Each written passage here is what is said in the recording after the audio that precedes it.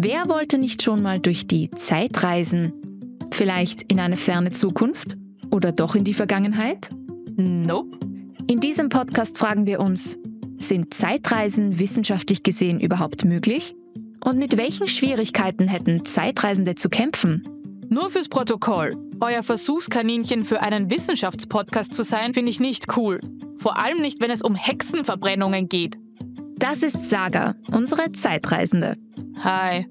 Ihr hört Hiccup, per Schluckauf durch die Zeit, ein Podcast der ÖRW. In unserer letzten Folge haben wir uns angesehen, wie man Strom im Mittelalter gewinnen kann. Hast du das eigentlich hinbekommen, Saga? Ja, aber es hat ewig gedauert. Und ich hoffe, es ist niemandem aufgefallen. Das hoffe ich auch. Immerhin hat das Mittelalter einen ziemlich schlechten Ruf. Kriege, Seuchen, Hungersnöte, all das verbinden wir noch heute mit dieser Zeit. Wer will schon im finsteren Mittelalter leben? Ich nicht. Bitte holt mich hier endlich raus. Aber warum ist das Mittelalter so unbeliebt? Wir fragen ÖRW-Mittelalterforscher Johannes Preiser-Capella. Das Mittelalter ist eine Epoche, die erfunden wurde gegen Ende dessen, was man dann als Mittelalter bezeichnet. Also ab dem 14. Jahrhundert taucht die Idee auf, dass man sich wieder stärker an der Antike orientieren soll, am klassischen Altertum der Römer und Griechen. Das wird als Blütezeit gesehen. Und dann taucht eben die Idee auf, dass das eigentlich ein Medium Evum, ein mittleres Zeitalter sei, das eben die Zeitgenossen trennt von der Antike. Und damit ist aber auch von Beginn ein relativ negatives Image vom Mittelalter damit verknüpft, dass man eben sagt, da ist eben etwas verloren gegangen, was es früher gab. Und das prägt ja ein bisschen das Mittelalterbild bis heute. Dabei war das Mittelalter gar nicht so finster. Das ist natürlich bis heute sehr stark geprägt auch von Filmen, die im Mittelalter spielen, und normalerweise wird das eben gekennzeichnet, da sind alle grau und dunkel angezogen, alles ist schmutzig, das Wetter ist schlecht, also die Farbe ist auf einmal weg, obwohl es ein Farbfilm ist. Und das ist natürlich einmal einer der ersten Kardinalfehler. Das Mittelalter liebte Farben, gerade auch die Reichen und Wohlhabenden haben sich farbenprächtig gekleidet. Man muss sich auch vorstellen, Monumente, die wir heute kennen, wie das Riesentor am Stephansdom, die waren bunt bemalt. Also das war ein ganz anderes Mittelalter als das, was uns da vermittelt wird. Diese ganzen Klischees gibt es eben bis heute auf verschiedenen Ebenen, die aber eben jetzt mittlerweile, vor allem dem, was in den letzten Jahrzehnten an Forschung passiert ist, dem nicht standhalten. Also gegen etwas Buntes zum Anziehen hätte ich nichts einzuwenden. Alles, was ich hier gefunden habe, ist so ein Kartoffelsack. Not my style, sage ich da nur. Es ist besser, wenn du nicht auffällst. Ich will jedenfalls nicht, dass mich die Leute hier für eine Hexe oder so halten. Glaubst du, das könnte passieren? Gute Frage. Wie gefährlich waren die Hexenverfolgungen eigentlich? Und haben sie sich überhaupt im Mittelalter abgespielt? Wir haben diese Hexenprozesse als Massenphänomene vom 15. bis zum 18. Jahrhundert in Europa und in den europäischen Kolonien. Wir sind also ganz eindeutig nicht mehr im Mittelalter, sondern in der frühen Neuzeit. Das ist Johannes Dillinger. Er ist Professor für frühe neuzeitliche Geschichte an der Universität Oxford und Professor für Landesgeschichte und Geschichte der Neuzeit an der Johannes Gutenberg Universität Mainz. Wir können unterscheiden zwischen Hexenverfolgungen, das ist ein ganz allgemeiner Begriff.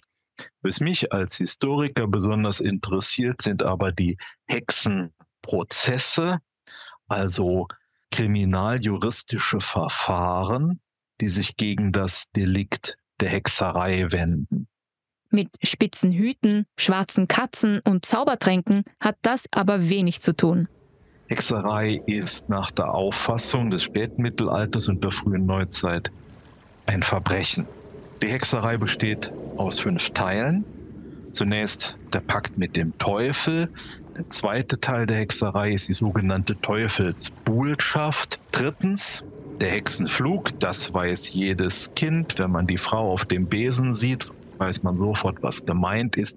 Die Hexen können auf magische Weise durch die Luft fliegen. Sie fliegen nicht einfach so herum. Sie fliegen immer zum 4., dem Hexentreffen. Und 5. schließlich der Schadenszauber. Hexen wenden Magie an, sie wenden Magie aber immer an, um Schaden auszuüben. Das klingt ja ganz schön wild. Und das haben die Leute wirklich geglaubt? Naja, der Glaube an Magie und Hexerei war damals durchaus verbreitet. Leider führten auch scheinbar banale Konflikte zu Hexenprozessen und sogar Hinrichtungen. Wir haben sehr, sehr häufig familiäre Zwistigkeiten, ganz kleine Nachbarschaftsstreitigkeiten im Kontext von Hexenprozessen. Diese Konflikte sind klein, unspektakulär, alltäglich, aber sie sind bitter. Sie ziehen sich über Jahre hin, sie vergiften tatsächlich die Atmosphäre. Und in dieser vergifteten Atmosphäre sieht man dann den persönlichen Gegner als die Hexe, derjenige, der sich mir gegenüber als böse erwiesen hat, der ist mit dem Bösen an sich, mit dem Teufel im Bund. Aber wie konnten Menschen denn tatsächlich für Dinge verurteilt werden, die sie nie begangen haben? Intensive Hexenverfolgungen sind eigentlich Zeichen von versagender Verwaltung. Hexenprozesse brauchen, wie alle Prozesse, natürlich Gerichte. Und diese Gerichte entstehen in einer großen Zahl im 16., 17. Jahrhundert. Sie entstehen und geraten unmittelbar aus der Verfügung des Staates in die Hand von Laienpersonal. Diese Laienrichter in Gestalt der Richter von Stadträten zum Beispiel haben Verfügung über Leben und Tod. Sie dürfen Kriminalprozesse führen. Das führt zu verheerenden Missständen, die gerade im deutschsprechenden Mitteleuropa eine ganze Reihe von Hexenverfolgungswellen erst möglich machen.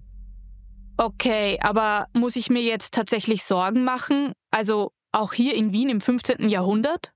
Wien ist so fast frei von Hexenverfolgung. Das ist durchaus nicht atypisch. In großen Städten gibt es vergleichsweise wenig Hexenverfolgung. Große Städte, die Reichsstädte im Alten Reich, sind häufig recht gut organisiert.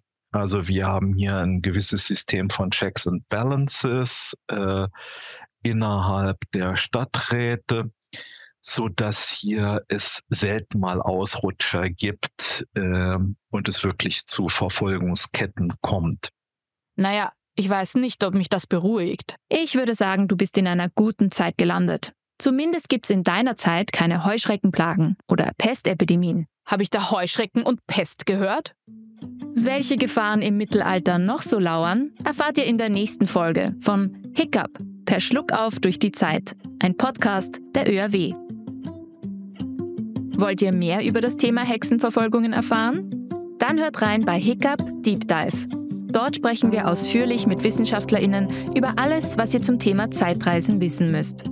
Eine neue Folge gibt's nächsten Freitag, überall, wo es Podcasts gibt.